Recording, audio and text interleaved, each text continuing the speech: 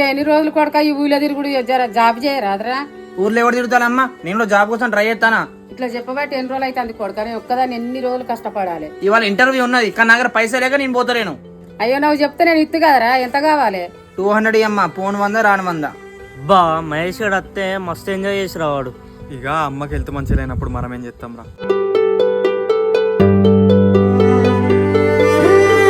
200 ఏం సరిపోతాయి బిడ్డ, 500 తీసుకో.